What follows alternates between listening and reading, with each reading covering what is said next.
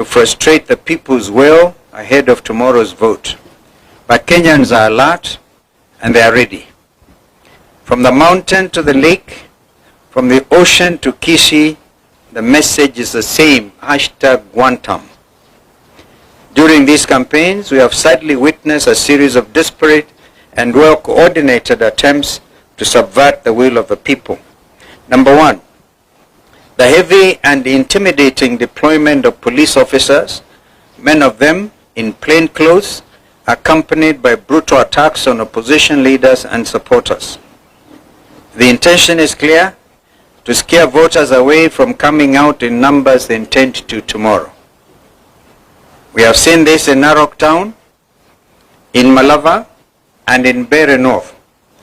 Unmarked famous Subaru foresters have been roaming Chicago and Malava not to protect citizens, but to intimidate them. This is unacceptable in a democratic nation.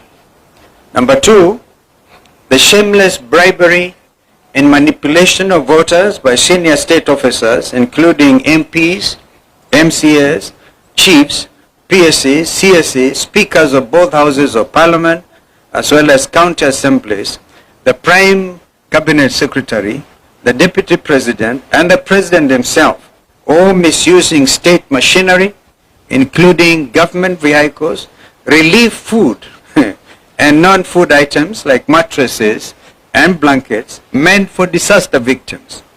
And even letters of appointment to Kenyan embassies issued in public barazas. I think we have all seen this.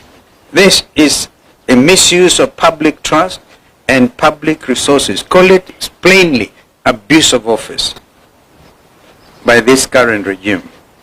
Number three, we have credible information that the serialization of 820 printed ballots, that's very important, 820,000 printed ballots was not done correctly and not properly inspected.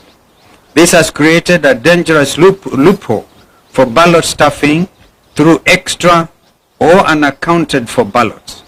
We are further aware that 30,000 pre-marked ballots have already been dispatched to the targeted battleground areas of Magarini, Malava, and Bere North through compromised presiding officers.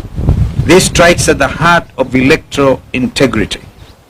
Fourth, we have seen extended and illegal campaigns conducted by regime agents well beyond the official campaign period, escorted by police officers and accompanied by hired goons. This is a deliberate attempt to tilt the playing field and subvert the will of the people. Number five, violence is being prepared and deployed as a tool to cripple these by-elections. There is a well-coordinated scheme involving sections of the police, hired goons, and compromised IEBC officials. In Malava, for example, hired goons reportedly under the command of Lugari MP Nabi Nabwera are expected to spark violence using pangas and rungus and other crude weapons. They are to be protected by police, including a special team which has already been dispatched from Nairobi and we are monitoring their movements, the infamous Subaru unit. Once voting is disrupted, compromised IBC ballots, compromised IBC officers and clerks are expected to use that chaos to stuff ballots. We saw this pattern during the Gen Z protests, where police did not stop goons, but actually enabled them. We have again seen police in Narok and Kabuchai captured on camera moving goons and distributing funds. This is a betrayal of the oath to protect. Finally, ladies and gentlemen, as we stated on November 20th, there is a deliberate plan to misuse mobile phones in polling stations in ways that violate the secrecy of the ballot. The response from IBC has been weak and insufficient, with the junior officer in Magarini giving a half-hearted explanation to an issue that demands the full attention of the chairperson and indeed the entire commission. Their silence deepens our concern about the integrity of this institution at this critical moment. The IBC, by failing to address the genuine concerns raised by the opposition and the media, and by neglecting to put in place the necessary remedial measures, continues to cast a long shadow over its own independence. This new commission